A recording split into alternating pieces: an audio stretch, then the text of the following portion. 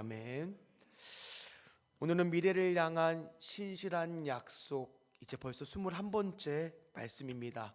우리 제목같이 읽도록 하겠습니다. 여호수아가 마지막 하고 싶은 말 2. 두 번째 이야기입니다. 여러분 혹시 알퐁스 도테가 쓴 마지막 수업이라는 그 소설을 들어보신 적이 있으십니까? 저도 이 학교 수업 시간에 이걸 봤던 기억이 있습니다. 어떤 내용이냐면 프란츠라고 하는 그 소년이 학교 수업을 가는데 조금 늦게 이제 학교 수업에 도착한 거예요. 그리고 교실 문을 딱 열고 들어가 보니까 오늘 이 예배당의 분위기처럼 되게 조용하고 뭔가 엄숙한 분위기가 느껴졌던 거예요. 무슨 일인가 이렇게 보니까 아멜이라고 하는 선생님이 이제 수업 시간에 이야기를 하는데 뭐라고 이야기하냐면 이제 프랑스하고 독일하고 그 당시에 전쟁이 났는데 독일이 이기고 보니까 앞으로 이 지역은 이제 프랑스어로 수업을 하는 것이 오늘이 마지막이다라고 이야기를 하고 시작하는 거예요. 그러니까 이 소년도 뭘 느꼈냐면 진작에 내가 수업 시간에 좀 열심히 프랑스어를 좀 배울 걸 하면서 후회를 했다라는 거예요. 그리고 이제 수업 시간에 수업을 하는데 그 수업 시간이 얼마나 짧게 느껴졌겠습니까? 이윽고 성당에서 12시가 되는 종이 땡 치고 수업이 이제 마쳐야 되는 시간이 되자 이제 아멜 선생님은 이제 마지막으로 수업을 마친다는 이야기를 해야 되잖아요. 거기서 이제 마음이 울컥했나 봅니다. 말을 잇지를 못하는 거예요. 여러분, 나는 하면서 결국 말을 못하고 칠판에다가 뭐를 쓰고 나가셨냐면 프랑스 만세라고 프랑스어로 쓰고 나가시면서 소설은 마무리가 됩니다. 이처럼 우리가 마지막이라고 하는 단어를 들었을 때 여러분들은 어떤 감정이 드나요? 벌써 마지막인가? 하필이면 오늘 여호수아도 뭐예요? 마지막이에요. 예. 마지막이라는 단어 쓰면 뭔가 절박함도 좀 느껴지기도 하실 거고요. 마지막이라는 이야기를 들으면 뭔가 울림도 있고 울컥하는 마음도 있을 것이고요. 또 커다란 임팩트도 있을 겁니다. 특별히 여호수아가 23장, 24장이 마지막 고별 설교거든요. 근데 지난 시간 지도자들을 불러서 무슨 말을 했는지 여러분들 혹시 기억하십니까? 첫 번째 어떤 말을 했습니까? 크게 힘써 하나님의 말씀을 따르라고 했습니다. 두 번째는 뭐였죠? 하나님을 가까이 하라. 세 번째는 뭐였습니까? 하나님을 사랑하는데 어떻게 사랑하라고요? 스스로 조심하여 그렇게 사랑하라라고 이야기를 했습니다. 그리고 오늘 이제 24장에 가서는요, 그 범위가 확대가 됩니다. 이제는 모든 지파의 사람들을 다 세겜이라는 곳에 불러서 이제 말을 하려고 합니다. 오늘 1절 말씀을 같이 읽도록 하겠습니다. 여호수아가 이스라엘 모든 지파를 세겜에 모으고 이스라엘 장로들과 그들의 수령들과 재판장들과 관리들을 부르매 그들이 하나님 앞에 나와 선지라. 아멘. 여호수아가 세겜으로 사람들을 불러 모았을 때 세겜으로 가면서 이스라엘 사람들은 여호수아가 무슨 말을 할지 궁금도 했겠지만은 대략적으로 어떤 말을 할 거라는 것을 예상하실 수도 있습니다. 왜냐하면 이 세겜이라는 장소가 굉장히 좀 의미가 있는 장소고 특별한 장소입니다. 특별히 여호수아서에도 세겜이라는 장소가 등장하게 된 것은요, 여호수아 8장이었습니다. 여호수아 8장이 어떤 성경이냐면 아이성 전투에서 한번 지고 나서 다시 각성해서 이기고 승리하고 나서 그리고 갑자기 전쟁을 더 이상 하지 않고 정비하기 위해서 북쪽에 있는 에발산과 그린심산으로 가게 됩니다. 그 가운데 있는 땅이 바로 세겜입니다. 그래서 여러분도 혹시 기억하시죠? 에발산과 그린심산.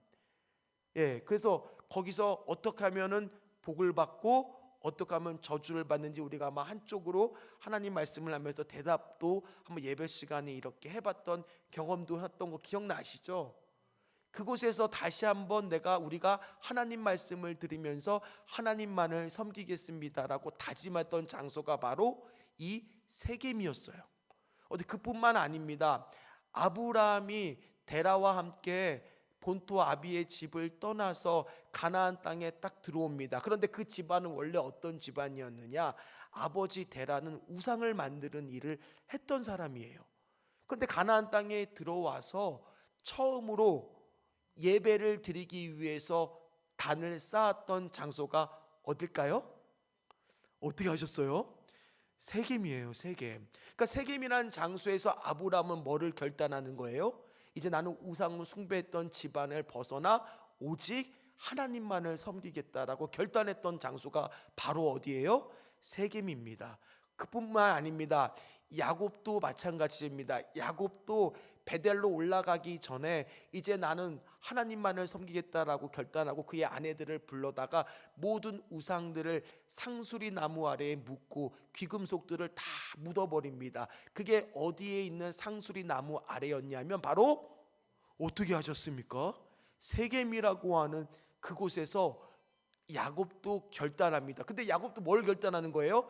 나는 이제 우상들을 다 없애고 오직 하나님만을 섬기겠다. 그러니까 세겜이 주는 의미가 남다르다는 거예요.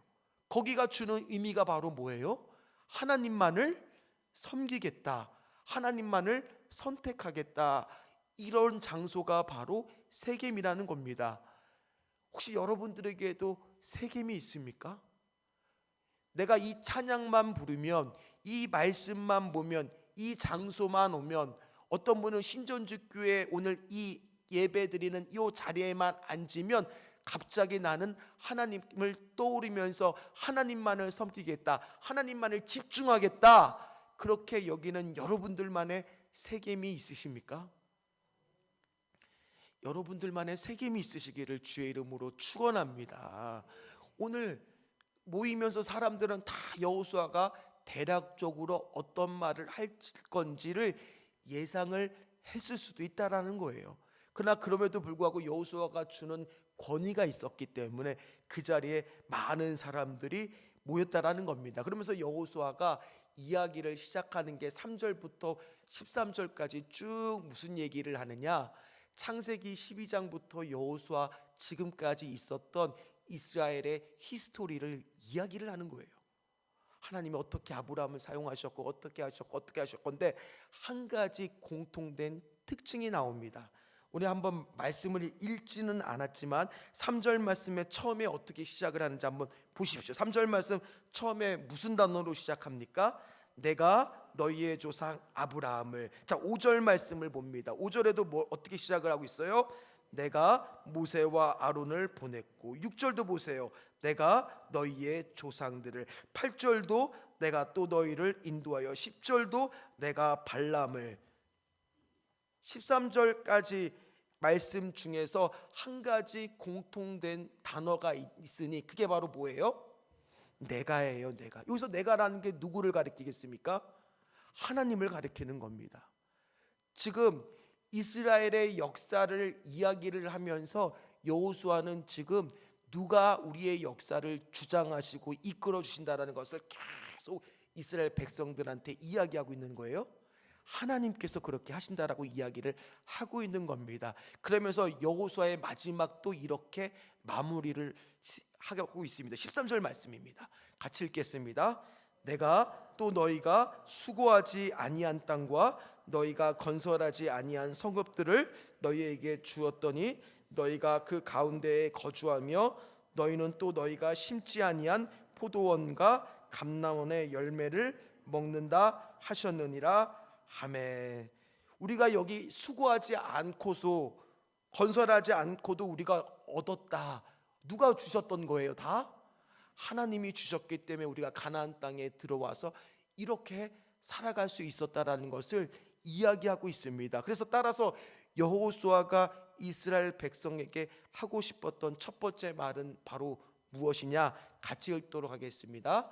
나의 나된 것이 다 하나님의 은혜라는 거예요. 오늘 13절의 고백을요, 신약에 와서 말씀을 보면 딱 이 말씀이 떠오르더라는 거예요. 고린도전서 15장 10절 말씀입니다. 같이 읽도록 하겠습니다. 그러나 내가 나된 것은 하나님의 은혜로 된 것이니 내게 주신 그의 은혜가 헛되지 아니하여 내가 모든 사도보다 더 많이 수고하였으나 내가 한 것이 아니요 오직 나와 함께 하신 하나님의 은혜로라. 아멘. 우리가 이렇게 가나안 땅에 들어와서 이렇게 될 수 있었던 것은 하나님이 일하셨고 하나님이 열심히 있으셨고 하나님의 은혜인 거지 우리의 공로는 전혀 없다라고 오늘 이야기를 하고 있는 거예요. 그 얘기는 뭐예요? 우리가 잘 하나님의 말씀을 순종해서 얻은 것도 아니고 하나님을 잘 섬겨서 얻은 것도 아니고 때로는 우리가 넘어지고 때로는 우리가 쓰러지고 때로는 우리가 부족해도 이 모든 것들이 다 뭐로 통해서 하나님의 은혜를 통해서 우리에게 주어졌다는 신앙 고백을 지금 가르치고 있다라는 겁니다. 근데 이 고백이 굉장히 중요해요. 왜냐하면 지금도요 우리는요 하나님의 은혜라는 것을 매일매일 고백해야 될 줄 믿습니다. 왜 이런 고백을 해야 될까요? 내가 조금 그래도 여러분들 나름대로 노력한 것도 있으시잖아요. 여러분 나름대로 하나님 앞에서 열심히 낸 것도 있으시잖아요. 그럼에도 불구하고 우리의 고백은 뭐야 되는 거예요? 하나님의 은혜입니다. 왜 이런 고백을 해야 되냐면 이런 고백이 없어지기 시작하면 뭐가 불쑥불쑥 우리 안에서 나오기가 쉽냐면 우상이 나오기가 쉽습니다. 그 우상이라는 것은 바로 뭐냐? 나라는 존재가 점점 우상이 되기 시작한다라는 거예요. 내가 그냥 열심히 하고 있으니까 내가 재테크를 잘해서 난 이만큼 노력해서 난 열심히 공부를 해서 이만큼 된 겁니다 라는 생각을 하기가 딱 쉽다라는 거예요. 그래서 여러분들 서점가에 가면 여러 가지 베스트셀러들의 분류가 있지만 자기계발서나 심리학의 대부분의 책들의 한 축을 담당하는 것은 다 뭐냐면 내가 소중하다라는 거예요. 내가 중심적이라는 얘기예요. 하나님 중심이 아니라 다 뭐가 중심이 되는 거예요? 나라는 존재가 중심이 되는 순간 교회에서도 하나님의 은혜가 아니라 하나님의 은혜를 고백하지 않는 순간 어떻게 변질되기가 쉽느냐? 더 이상 헌신이 나오지 않는다라는 얘기예요. 희생하지 않게 된다라는 얘기예요. 봉사하지 않게 된다라는 거예요. 여러분 한번 생각해 보십시오. 4월 27일 교회적으로 행사가 있습니다. 정말 우리 장로님들, 권사님들, 안수 집사님들 또 집사님들이 나오셔서 정말 주중에 얼마나 교회를 청소하시고 정비하시고 페인트칠까지 하시면서 고생을 하시는지 몰라요. 몸살이 날 정도로 그렇게 열심히 희생적으로 합니다. 근데 그분들이 내가 중요하다고 하면은 지금 그 봉사를 하시겠습니까? 아니잖아요. 내 몸이 소중한데 내 몸 가꿔야지. 그러나 그분들이 그렇게 나와서 할 수 있었던 건 뭐예요? 나된 것은 다 뭐다? 하나님의 은혜임을 알기 때문에 그렇게 나와서 섬기는 것인 줄 믿습니다. 우리도 신앙생활하면서 이게 무너지기 시작하면 내가 중요한 거예요. 그러다 보면 예배도 어떻게 변질되기가 쉽느냐? 내가 좋아하는 말씀을 해주는 목사님이 좋은 거예요. 그래서 어느 날은 김건준 목사 설교가 오늘은 좋아. 그러다가 오늘은 죄에 대해서 이야기하고 회개에 대해서 이야기하면 오늘은 좀 아닌 것 같아. 뭐가 되는 거예요? 내가 기준이 되는 순간 은혜는 사라지고 판단하기 시작하게 된다라는 얘기예요. 그래서 나의 입맛에 맞는 것들만 좋아하게 되는 그런 신앙으로 흘러갈 수가 있다라는 겁니다. 그래서 우리는 항상 매 순간마다 뭐를 고백해야 돼요? 하나님의 은혜입니다. 하나님의 은혜입니다. 나의 나된 것은 다 하나님의 은혜입니다. 오늘 여러분들이 이 자리에 있는 것도 우리가 이렇게 살아가는 것도 오늘 이 예배 자리에 나온 것도 하나도 다 빠짐없이 하나님의 전적인 은혜임을 고백하는 저와 여러분 되시기를 주의 이름으로 축원합니다. 오늘 그걸 지금 이야기를 하고 있는 거예요.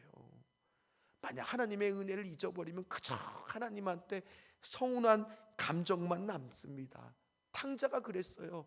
탕자의 첫째 아들이 그랬습니다. 첫째 아들이 나중에 아버지한테 서운한 마음이 들었던 건 뭐겠습니까? 아버지 집에서 그동안 누렸던 은혜는 생각하지 않고 그저 이제 동생이 돌아오니까 내 분깃을 띄워주는 것은 아닌지, 아버지는 왜 동생만 사랑하는 거고 나는 안 사랑하는 건지, 자기가 받은 은혜는 생각지 못하고 그저 무슨 감정만 남아있느냐, 섭섭한 감정만 남아있다 보니까 아버지한테 화를 낼 정도로 그렇게 돼버렸던 거예요. 우리는 그런 존재예요. 하나님의 은혜를 잠깐만 잊으면 뭐가 떠오른다고요? 나라고 하는 우상이 떠오르는 존재입니다.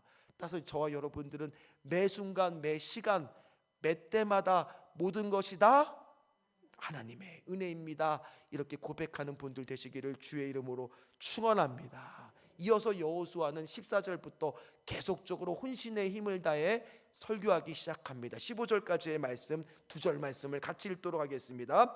그러므로 이제는 여호와를 경외하며 온전함과 진실함으로 그를 섬기라. 너희의 조상들이 강 저쪽과 애굽에서 섬기던 신들을 치워버리고 여호와만 섬기라. 만일 여호와를 섬기는 것이 너희에게 좋지 않게 보이거든 너희 조상들이 강 저쪽에서 섬기던 신들이든지 또는 너희가 거주하는 땅에 있는 아모리 족속의 신들이든지 너희가 섬길 자를 오늘 택하라. 오직 나와 내 집은 여호와를 섬기겠노라 하니. 아멘. 오늘 3절부터 13절까지가 내가라고 하는 단어가 반복이 됐다라면 14절, 15절 이 짧은 2절 안에도 똑같이 반복되는 단어가 있습니다.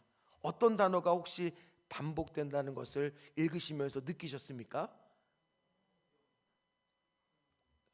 다 처음에는 갑자기 끝을 다 흐리세요. 어떤 단어가 반복이 됐냐면 섬기다라고 하는 단어가 반복이 됩니다. 무려 7번을 등장을 합니다. 따라서 여호수아가 두 번째 우리에게 하고 싶었던 말은 바로 뭐냐면, 같이 읽도록 하겠습니다. 두 번째 하고 싶었던 말은 하나님만을 섬기라. 따라합니다. 하나님만을 섬기라. 하나님만을 섬기라. 이 섬기다라는 말을 지금 14절 15절에서 7번 반복하는데 이 말의 히브리어의 뜻은 아바드라고 하는 뜻입니다. 근데 이게 어떤 뜻이냐면은 우리가 어떤 대상을 이롭게 하기 위하여 일을 하다라는 뜻이에요. 그러니까 우리가 섬겨야 될 대상은 하나님이잖아요. 그럼 하나님을 이롭게 하는 행위, 우리로 따지면 그래서 이 아바드가 어떻게도 해석이 됐냐면 섬기다라는 뜻도 있지만 예배하다라는 뜻도 있는 겁니다. 그러니까 오늘 이 뜻을 다르게 말하면 하나님만을 섬겨라, 이 말은 요즘으로 따지면 또 어떤 말이 될 수 있는 겁니까? 하나님만을 예배하다라는 말이 될 수 있는 겁니다. 따라서 우리가 오늘 예배하는 행위 모든 것들은 다 누구를 이롭게 하는 행위를 하려고 하는 거예요? 누구한테 초점이 맞춰진 거예요? 내가 아니라 하나님이라는 거예요. 하나님께 초점을 맞추는 거예요. 그래서 찬양을 하든 기도를 하든 말씀을 듣든 그것이 아까도 얘기했듯이 내가 흡족하는 게 중요한 것이 원래는 아닙니다. 누가 흠양하셔야 되고 누가 기뻐 받으셔야 되는 거예요? 하나님이요. 내가 찬양을 몰라도 나는 입을 벌려서 찬양을 해야 되는 겁니다. 왜요? 하나님을 높이기 위해서. 내가 말씀을 들을 때 비록 제 목소리가 너무 스윗하고 달콤해서 잠이 올지언정 그래도 그 말씀을 더 붙잡기 위해서 애를 써야 되는 것은 오늘 여기를 통해서 하나님의 말씀을 듣기 위한 거잖아요. 나이가 흡족한 얘기를 듣는 게 아니라 하나님의 말씀을 들으려고 우리가 귀를 세워서 이 시간 여러분들이 집중하는 거 아닙니까? 하나님을 기쁘게 하는 거, 하나님을 이롭게 하는 거, 하나님을 위해서 일하는 거, 바로 그것이 바로 뭐다? 하나님만을 섬긴다라는 뜻입니다. 특별히 오늘 말씀을 보면 그래서 그 앞에 어떤 단어가 있느냐? 14절에 보면 그를 섬기다 앞에 어떤 말이 있어요? 이제는 여호와를 경외하며 온전함과 진실함으로 그를 예배하라고 이야기를 하고 있다는 얘기예요. 왜 그런 말을 할까요? 아직 그들 마음 안에 하나님을 온전히 예배하는 마음이 부족하다는 것을 여호수아가 알았기 때문에 그런 말을 하고 있는 겁니다. 오늘 여러분들한테도 제가 여기 나온 분들 다 어떤 분들이 하나님을 예배하러 나온 분인 줄 믿습니다. 여기 계신 분들 중에서 한 사람도 지금 하나님을 예배하러 안 나온 분은 없어요. 안 그랬으면 이 자리에 나오지도 않았죠. 당연히 이 자리에 나왔다는 얘기는 지금 하나님을 예배하러 나온 거예요. 그러나 하나님을 예배하는 것도 중요하지만 뭐로? 온전함과 진실함으로 오늘 예배하는 게 중요하다는 거예요. 왜 그러냐면 그의 선조들이, 그의 조상들이 출애굽 시절에도 하나님을 예배한다고 하면서 모세가 없는 틈을 타서 아론한테 우리 아이를 이끌어 주신 신을 만들라고 해서 만든 게 바로 뭐예요? 황금 송아지였잖아요. 근데 그 황금 송아지가 그들은 뭐로 섬긴 거예요? 하나님인 줄 알고 삐뚤어진 신앙으로 섬겼던 거 아니에요. 그러니까 그들은 하나님을 예배했지만은 어떻게 예배한 거예요? 온전함과 진실함으로 예배한 게 아니라 자기 식대로, 자기가 좋은 대로 예배했던 전례가 있었어요. 그리고 나서도 그들은 계속 그런 모습을 버리지 못했기 때문에 오늘 여호수아는 뭐를 얘기하는 거예요? 온전함과 진실함으로 예배를 해라. 계속 이야기를 합니다. 23절 말씀도 한번 보십시오. 같이 읽겠습니다.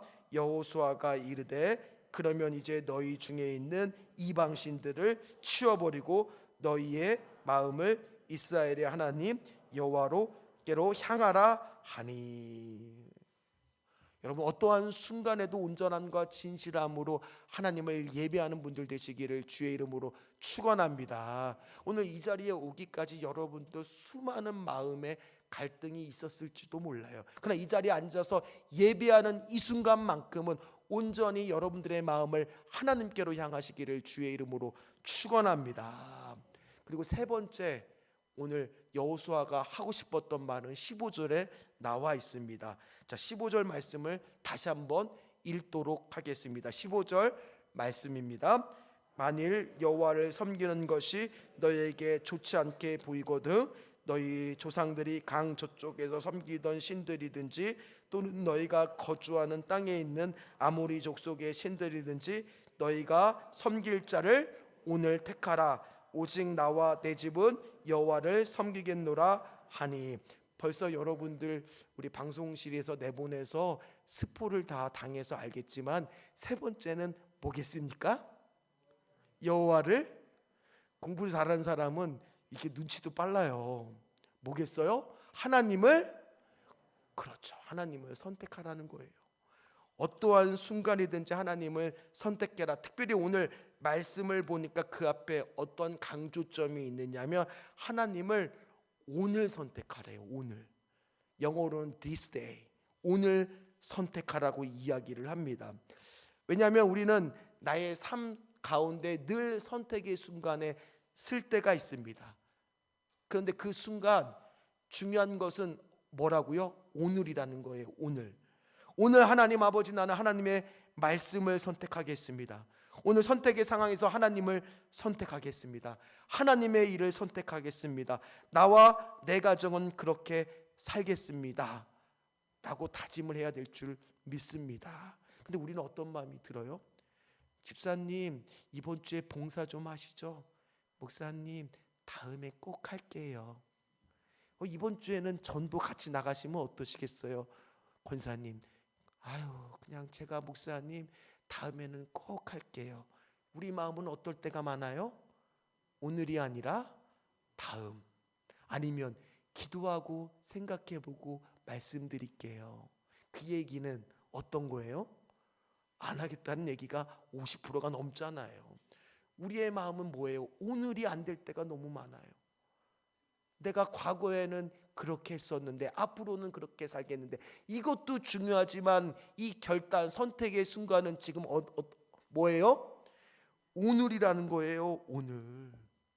여러분, 오늘 예배하러 나오기를 선택하신 여러분들을 주의 이름으로 축복합니다.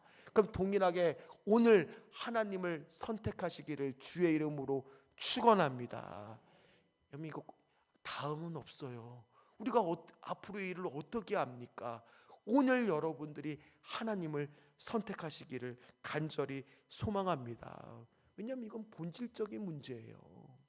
우리가 정말 직장을 어디를 잡아야 할지, 학교를 어디로 가야 될지, 진로를 어디로 갈지, 이사를 어디로 가야 될지, 이런 선택도 굉장히 중요합니다. 그러나 그런 선택도 부차적인 문제예요.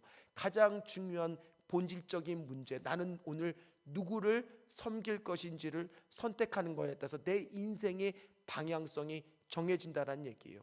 물질을 선택하는 사람들을 한번 보세요. 그럼 그 사람은 모든 인생의 선택의 순간 뭐를 쫓아갈 수밖에 없어요? 물질을 쫓아가는 거예요. 그래서 이왕이면 직장에서 선택할 때도 연봉이 더 많이 가는 곳을 선택하는 것이고, 이왕이면은 뭐가 더 생기는, 이익이 생기는 것을 선택하는 방향성이 결정이 된다는 거예요. 따라서 우리는 오늘 하나님을 선택하는 사람들은 모든 인생의 기준과 방향성이 뭐가 되는 거예요? 하나님이 되는 거예요. 그래서 이거는 더 이상 미룰 수가 없는 본질적인 문제라는 겁니다. 저도 마찬가지예요. 또 때로는 집에 이제 사역을 마치고 들어갈 때 보면 밤늦게 들어갈 때가 많습니다. 그러다 보면은 이제 저희도 가정 예배를 드릴 때가 있고 함께 말씀을 볼 때가 있는데, 제 안에도 어떤 마음이 들 때가 있겠어요? 주여, 집에 들어갈 때 아이들은 잠들게 하여 주시옵소서. 근데 우리 아이들은 꼭 다 깨 있더라고요. 그러면은 저도 무슨 마음이 있느냐, 오늘은 목사를 의심하시는 분들이 물론 있습니다. 쉬고 싶은 마음이 들 때가 있어요. 그런 인간적인 마음이 들 때가 있습니다. 그러나 제가 그런 모습을 타협하기 시작하면 우리 아이들이 그 영성을 배울 수가 있잖아요. 그래서 억지로라도 힘들어도 말씀을 같이 보자라고 하고 기도라도 같이 하자 그러고, 그런 모습을 보였을 때, 가정 예배 꼭 드리자라고 했을 때 우리 아이들이 그 모습을 지금 당장 신앙은 약해더라도 볼 거 아닙니까? 오늘 여러분들이 선택한 그 영성을 우리 자녀들이 볼 것이고요, 주변이 알게 될 것이고, 여러분들 직장, 가정에 있는 분들이 다 보고 알게 된다라는 거예요. 여러분, 매 순간마다 오늘 하나님을 꼭 선택하시는 분들 되시기를 주의 이름으로 축원합니다. 머뭇머뭇거리면 안 됩니다. 열왕기상 18장 21절, 엘리야도 이렇게 재촉을 합니다. 같이 읽겠습니다. 엘리야가 모든 백성에게 가까이 나와 이르되 너희가 어느 때까지 둘 사이에서 머뭇머뭇하려느냐. 여호와가 만일 하나님이면 그를 따르고 바알이 만일 하나님이면 그를 따를지니라 하니 백성이 말 한마디도 대답하지 아니하는지라. 아멘. 아직도 머뭇머뭇거리고 계세요? 아직도 머뭇머뭇거리시겠습니까? 오늘 택하십시오. 지금 택하십시오. 왜냐하면 근데 재미난 것은 이렇게까지 이야기했을 때 이스라엘 백성들의 대답은 여러분들하고 다 똑같이 무슨 대답을 했겠습니까? 네, 오늘 하나님을 내가 택하고 하나님을 섬기겠습니다라고 다 결단합니다. 그게 16절부터 18절, 나중에 여러분들이 집에 가서 읽어보시면 다 그렇게 살겠다라고 이야기를 합니다. 그런데 이 여호수아가 쇼킹한 말을 하는 거예요. 갑자기 너무 놀랄 말을 하는 거예요. 그게 오늘 19절입니다. 같이 말씀을 읽도록 하겠습니다. 여호수아가 백성에게 이르되 너희가 여호와를 능히 섬기지 못할 것은 그는 거룩하신 하나님이시오 질투하시는 하나님이시니 너희의 잘못과 죄들을 사하지 아니하실 것임이라. 아멘. 여러분, 하나님을 섬기기를 주의 이름으로 축원합니다. 그렇게 해놓고 못할걸요? 여러분 못해요. 그럼 여러분 분위기가 어떻겠어요? 지금 저를 바라보는 눈빛이랑 똑같을 거예요. 어떻게 바라봐요? 아니, 목사님이 어떻게 그렇게 찬물을 끼얹습니까? 우리는 열심히 하나님을 섬기겠다고 고백을 하는데 왜 못한다라고 얘기합니까? 우리는 할 수 있습니다. 여러분들의 고백은 지금 아멘 했을 때 거짓이 아니었습니다. 진심이었을 겁니다. 근데 여러분, 성경을 보십시오. 베드로를 생각해 보십시오. 예수님이 닭 울기 전에 3번 나를 부인할 거라고 했을 때 베드로 어떻게 했어요? 발끈했죠. 아니, 주님, 저는 절대로 주님을 배신하지 않겠습니다. 그때 베드로의 고백은 거짓이었을까요? 아닐 겁니다. 진심이었을 것입니다. 여러분처럼 진심이었을 겁니다. 그러나 결국 그가 뭐라고 고백을 합니까? 다구기 전에 예수님을 3번 부인하게 되더라는 거예요. 그리고 나서 그는 밖에 나가서 성경에 보면 하나님께, 예수님께 너무 죄송한 마음으로 통곡하며 웁니다. 철저히 자신의 무능함을 경험합니다. 그리고 나서 요한복음 21장에 예수님이 다시 찾아왔을 때 그는 이제 주님만을 위해 살겠다라고 고백을 하죠. 이게 뭐가 중요하냐? 오늘 이 19절의 말씀이 왜 중요하냐? 우리는 이것을 할 능력이 없음을, 우리의 무능함을 철저히 하나님 앞에 고백해야 된다는 얘기예요. 누구를 바라보고 누가 힘을 주셔야만 우리가 하나님만을 선택하고 하나님만을 예배할 수가 있겠습니까? 우리의 의로는 할 수가 없다라는 거예요. 오늘 이 고백은 그래서 쇼킹하면서도 중요한 고백입니다. 그렇습니다. 주님, 나에게는 능력이 없습니다. 나에게는 힘이 없습니다. 하나님이 은혜가 있어야 됩니다. 하나님을 바라봤을 때 하나님이 능력을 주셔야만 됩니다. 오늘 철저하게 자신의 무능함을 고백하면서 하나님의 은혜를 구하는 자가 하나님을 선택할 수 있다라는 얘기예요. 그런 자가 하나님을 온전하게 예배할 수 있다라는 겁니다. 오늘 여러분들도 마찬가지입니다. 여러분들 안에서도 과연 어떻게 하나님을 선택하고 하나님을 예배하고 하나님의 은혜임을 고백할 수 있겠습니까? 나의 철저한 무능함을 고백했을 때 그것이 가능해질 줄 믿습니다. 그래서 오늘 그들은 이렇게 다짐하고 또 다짐하면서 22절처럼 이야기를 합니다. 22절 말씀 같이 읽도록 하겠습니다. 여호수아가 백성에게 이르되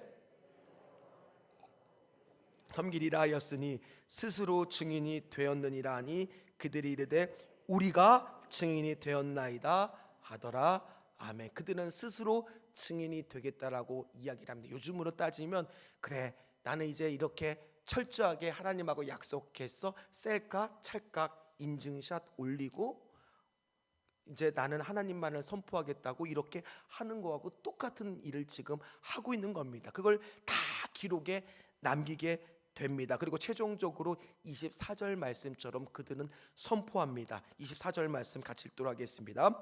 백성이 여호수아에게 말하되 우리 하나님 여호와를 우리가 섬기고 그의 목소리를 우리가 청종하리이다 하는지라. 아멘.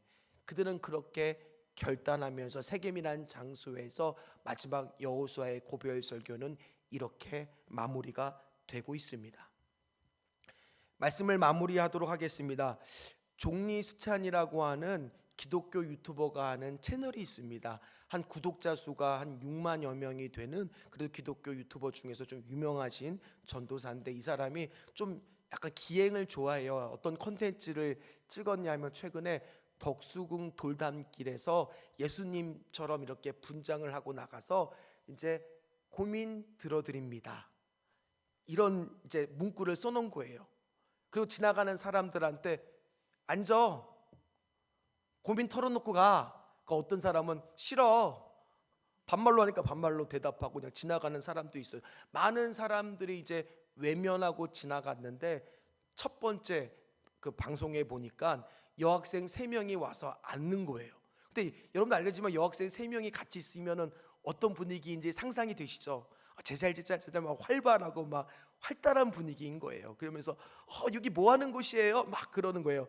그래서 딱 보니까 JESUS 지저스가 딱 써져 있으니까 어떤 학생은 얘가 예수님 그 고민 상담소구나 이런 걸 알 거 아니에요. 근데 한 여학생 그걸 뭘로 읽었냐면 요거 제우스예요? 잘못 읽은 거예요. 그러면서 이제 얘기하는데 나는 사실 이제 예수님 고민 상담소를 하고 있다고, 고민 있으면 얘기해 보라고 하니까 저는 불교예요, 저는 무교예요, 저는 교회에서 자꾸 전화가 와요. 그렇게 여학생들이 얘기하면서 이제 고민을 얘기하는데 이제 미용을 하고 있는 고3 여학생들이었던 거예요. 그러면서 고민이 바로 뭐냐면 대학을 갈지 취업을 할지가 고민이라는 거예요. 그러면서 한 여학생이 뭐라고 얘기하냐, 자기는 취업을 할 거래요. 왜 취업을 할 거냐, 그러니까 돈을 많이 벌고 싶다라는 겁니다. 그래서 왜 돈을 많이 벌고 싶냐니까 자기의 꿈은 포르쉐 911 까레라를 유지하는 거래요. 그리고 보험료도 많이 나가니까 열심히 돈을 많이 벌어야 된다라는 거예요. 그러니까 그 여학생의 지금 꿈은 뭐예요? 포르쉐인 거예요. 자동차인 거예요. 고급 자동차인 거예요. 그러니까 그거를 이용하기 위해서 자기의 직장도 잡고, 여러분들 귀가 좀 의심스럽지 않아요? 요즘 청소년들의 한 단면을 보여주고 있다는 얘기예요. 누구를 선택하는지에 따라서, 누구를 예배하는지에 따라서 그의 인생의 판도가 완전히 달라진다는 얘기예요. 지금 우리 다음 세대의 아이들이, 우리 자녀들이 뭐를 선택하고 뭐를 예배하는지를 우리는 오늘 계속 여러분들이 기도하고 이야기를 하셔야 된다는 얘기. 무슨 말이냐? 오늘 여호수아는 마지막 죽을 때 이 말을 하지만 여러분들의 자녀들이 여러분들이 죽을 때까지 이 말 안 하고 있다가 여러분들이 죽을 때 가서 유언처럼 이 말을 하셔야 되겠습니까? 아니면 지금부터 여러분들이 하나님의 은혜이고 하나님만을 섬겨야 되고 네가 하나님께 예배해야 되고 하나님을 선택해야 된다는 걸 지금부터 여러분들이 이야기를 하셔야 되겠습니까? 제가 설교를 잘 못한 건 아니죠. 갑자기 침묵이 흐르시길래 여러분 어떻게 하겠습니까? 우리 죽을 때쯤에 가서야 자녀들에게 그의 이야기를 하셔야 되겠습니까? 안 될 겁니다. 지금부터 우리는 계속 선포해야 되는 거예요. 내가 나된 것은 다 하나님의 은혜였단다. 하나님만을 내가 예배했었단다. 하나님만을 섬겨야 된단다. 이건 본질적인 문제란다. 네가 하나님을 선택해야 된다. 이 이야기를 여러분들은 계속 자녀들에게, 다음 세대들에게, 주변에 있는 사람들한테 이야기를 하셔야 된다는 얘기예요. 그렇지 않으면 지금 어떤 시대가 와요? 더 이상 하나님을 모르는 세대들이 오고 있다는 얘기입니다. 우리는 끊임없이 오늘 그렇게 말을 전하는 자들이 돼야 되고 그런 삶을 살아내는 자들이 돼야 될 줄 믿습니다. 그래서 여호수아는 달려갈 길을 다 마치고 오늘 성경에 보니까 110세에 하나님의 부르심을 받는데 그에게는 이제 어떤 칭호가 하느냐, 여호수아 24장 29절 말씀을 같이 읽도록 하겠습니다. 이힐 후에 여호와의 종 눈의 아들 여호수아가 110세에 죽음에. 원래 여호수아 1장에서는요 여호수아를 가리키는 말이 바로 뭐였냐면 여호와의 종이 아니라 모세의 시종으로 시작을 했습니다. 그에게 늘 꿈이 있었다라면 여호와의 종이라는 말을 듣는 거였습니다. 근데 그 말이 비로소 언제 마지막 때가 돼서야, 그의 인생 다 마치고 나서야 그에게는 이제 모세의 시종이 아니라 여호와의 종이라는 말이 붙임을 받았던 것처럼 오늘 저와 여러분들도 하나님의 종이 되십시오. 하나님의 사람들이 되십시오. 하나님의 자녀가 되십시오. 그러기 위해서는 우리 세 가지를 명심해야 됩니다. 그 세 가지가 뭐겠습니까? 모든 것이 다 하나님의 은혜입니다. 그리고 또 뭡니까? 하나님만을 섬겨야 됩니다. 그리고 하나님을 오늘 선택해야 될 줄 믿습니다. 그렇게 고백하는 저와 여러분 되시기를. 그리고 중요한 것은 우리가 죽을 때 이야기를 하는 것이 아니라 매 순간마다 이것을 여러분들의 가정과 일터와 사업장과 주변 모든 사람들에게 전하는 저와 여러분 되시기를 주의 이름으로 축원합니다. 축원합니다. 우리 다 같이